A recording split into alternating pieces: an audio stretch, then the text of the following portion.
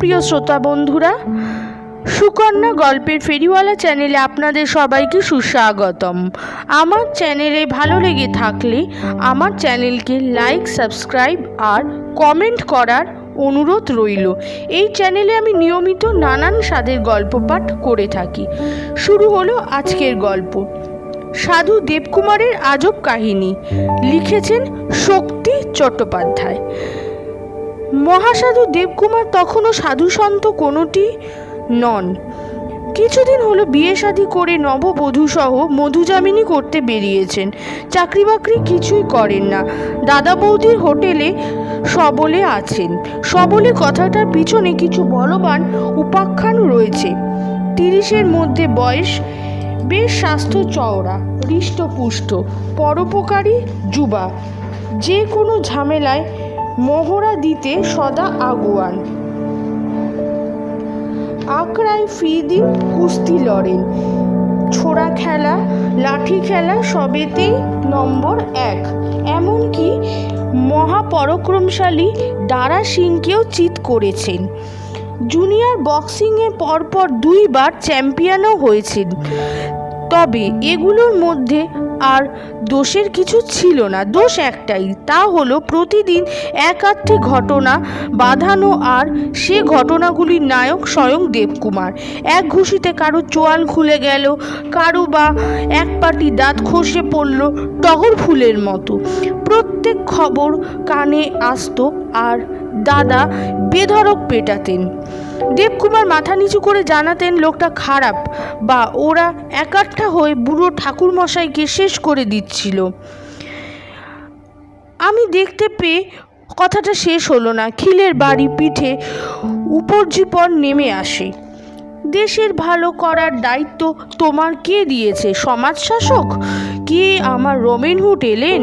এইভাবেই বছরের পর বছর তিতিবিরক্ত হতে হতে দাদা বৌদি দেবকুমারের বিয়ের ব্যবস্থা করে ফেললেন। ভাবলেন বদল হবে। হলো তাই।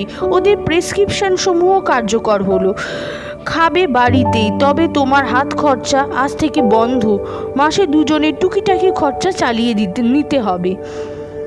আমি দিতে পারি, কিন্তু দেব না। স্বাবলম্বী হওয়ার চেষ্টা করো, বয়স হয়েছে। দেবতুল্য দাদার কথা অক্ষরে অক্ষরে মেনে নিলেন দেবকুমার। কলেজ স্ট্রিটে একটা বইয়ের দোকান করলেন।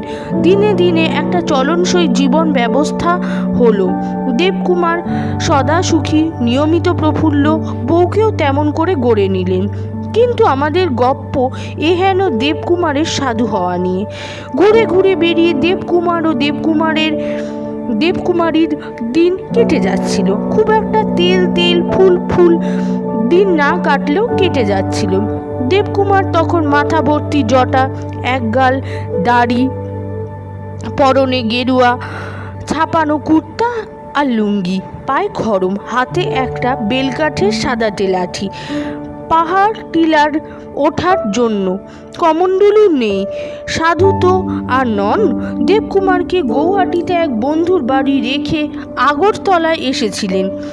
উঠেছেনও এক বন্ধুর বাড়ি। কখনো পায়ে হেঁটে, কখনো বাসে ট্রাকে ঘুরে বেড়াচ্ছেন জলে জঙ্গলে মনের আনন্দে। সেই বন্ধু জিপে চড়ে গোটা এলাকা তোলপাড় করে দিচ্ছিলেন। কিন্তু সেই গেরুয়া রং, সেই জটা জুটো তাকে ইতিমধ্যেই দ্রষ্টব্য করে তুলেছিল। খুবই স্বাভাবিক। কেউ ভেবেছিল তিনি সন্ন্যাসী, কেউ ভেবেছিল মঠ মন্দিরের সন্ত, কেউ বা ভেবেছিল কোনো বিশেষ সংঘ প্রতিষ্ঠানের বাবাজি, গুরু ঠাকুর। কিন্তু তেমন কেউ তখনও পর্যন্ত তার কাছে ঘেঁষেনি। শুধু একটা ঘটনা তাকে একদিনে মহন্ত সাধু বানিয়ে দিল। সে গপ্পে আসছি। তেমন কোনো কথা ছিল না। হঠাৎই দেবকুমার ত্রিপুরেশ্বরী মন্দিরের দিকে পা বাড়ালেন। তখন ভর দুপুর, রোদ্দুরে চাঁদি ফেটে যাচ্ছে। পায়ে সেই খড়ম, তেমনি গেরুয়া পরনে। হাতে লাঠিটি শুধু নেই, কাঁধে এক আজানুলম্বিত লম্বা ব্যাগ। দেবকুমার হেঁটে চলেছেন এমন একটা ঘোরের মধ্যে। বন্ধু আজ 2 দিন যাবৎ কাজে বাইরে, সুতরাং একা দেবকুমার। কি আর করেন, মন্দিরে মন্দিরে দর্শন করে চললেন। বিশাল সেই রাজার মন্দির, বহু পুরনো চণ্ডীমণ্ডপ পেরিয়ে বিশালাকার এক বন্ধ দরজার সামনে এসে দাঁড়ালেন। ভ্রুকুটি করলেন বুঝি। মা মা করে দুইবার বজ্রকণ্ঠ ধ্বনির পর হাঁটু মুড়ে বসলেন। গড় গড় করে দুবার বজ্রকণ্ঠ ধ্বনি শোনা গেল। যখন উঠলেন তখন তার দুই চোখ জবা ফুলের মতো লাল, হয়তো রোদ্দুর লেগে রক্তাভ, কিন্তু দেবকুমারের মনের ভেতর কি এক অনাস্বাদিত তোলপাড় হতে লাগলো, যার মানে তিনি এখনো খুঁজে পাননি। বৃদ্ধ রাজপুরোহিতের সামনে এসে দাঁড়ালে দেবকুমার এক বিচিত্র স্বরে তাকে আদেশ দিলেন, দরজা খুলে দাও, মা আমাকে ডাকছেন, তাই এসেছি। আজ 20 বছর বাদে মা আমাকে ডেকেছেন। পুরোহিত বললেন, নিয়ম নেই, রাজার আদেশেও এই দরজা এখন আর খুলবে না, সম্ভব নয়। সেই লোহার বল্টু লাগানো বিশাল দারু দরজার মুখে দেবকুমার বসেই রইলেন। ঠিক কতক্ষণ খেয়াল নেই। ইতিমধ্যে মন্দির চত্বরে যে 2-4 জন ছিলেন কৌতূহল বশবর্তী হয়ে কাছাকাছি দাঁড়িয়েছিলেন। দেবকুমারের কোনো দিকে ভ্রুক্ষেপ নেই। তিনি চোখ মুছে মার উদ্দেশ্যে ক্রমাগত বলে যাচ্ছেন, তোকে ডেকে এলাম আর তুই দরজা বন্ধ করে নির্জা যাচ্ছিস, এ কেমন ব্যবহার মা? ছেলের প্রতি এ কি মায়ের ব্যবহার? ঠিক আছে, আমি ফিরে যাচ্ছি। বহু বছর বাদে তোকে ডেকে এসেছিলাম।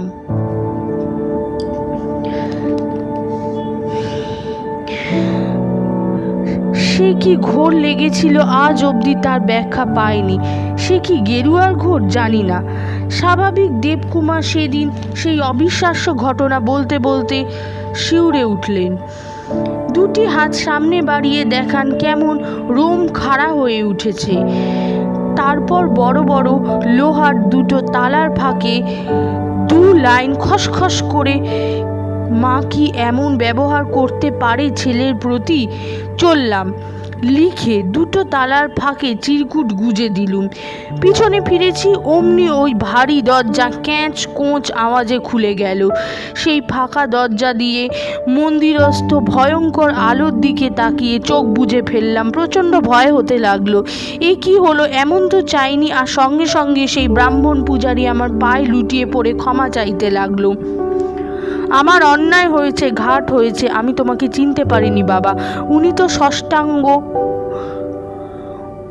ওর সঙ্গে আশেপাশে যারা ছিল সবাই পায়ে পড়ে গেল সঙ্গে সঙ্গে। এই প্রার্থনা ওর ওই। শুনতে শুনতে কান ঝালাপালা হওয়ার জোগাড়। প্রত্যেককে বড়া ভয় দিয়ে যেভাবে এসেছিলাম তার চেয়ে অন্যভাবে পালিয়ে বাঁচলাম। কিন্তু বাঁচা যায় কি? তখন তো ধরা পড়ে গেছি। প্রায় সবাই পিছু নিয়েছে। অলৌকিক এক বাবার কথা গোটা শহরে রটে গেছে আগুনের মতো। আমার ওই বন্ধুর বাড়ি তখন বাবার আশ্রম। লাইন করে সবাই বিপদ ভাবার সামনে, আর আমারও মুখ দিয়ে অমোঘ সমাধান বেরিয়ে আসছে। কি বলছি কোনো খেয়াল নেই। এমন করে 2 দিন কাটলো। আমার বন্ধু সপরিবারে এসে যখন গভীর রাতে আমার সামনে করজোরে বসলো, আমার চেতনা ফিরল। বললুম, গোপেন্দু, কাল ভোরের ফ্লাইটে যাবার ব্যবস্থা কর, নইলে তোমারও বাস উঠবে এবং আমারও গায়ের চামড়া গায়ে থাকবে না। ভক্তরা চামড়া খুলে নেবে। আমরা বিস্ময়ে জিজ্ঞাসা করি, ব্যাপারটা কি হলো? অবিশ্বাস্য। দেবকুমার হাসতে হাসতে কুটো ধরার মতো করে বললেন, মনে হয় ঠিকমতো তালা লাগানো হয়নি। তালার ফাঁকে চিরকুট ঢোকাতে গিয়ে দরজায় চাপ পড়ে থাকবে। ভোরবেলা জন্মের মতো গেরুয়া ছেড়ে প্লেনে উঠে গেলাম। নমস্কার। আজকে গল্প পাঠ আমার এই পর্যন্তই। আমি নিয়মিত আমার চ্যানেলে গল্প পাঠ করে থাকি এবং নানা স্বাদের গল্প। আশা করি ছোট বড় সবারই আমার গল্প ভালো লাগে। তাহলে আজকের মতো এই পর্যন্তই। আবার কালকে আমি গল্পের ডালি নিয়ে হাজির হব।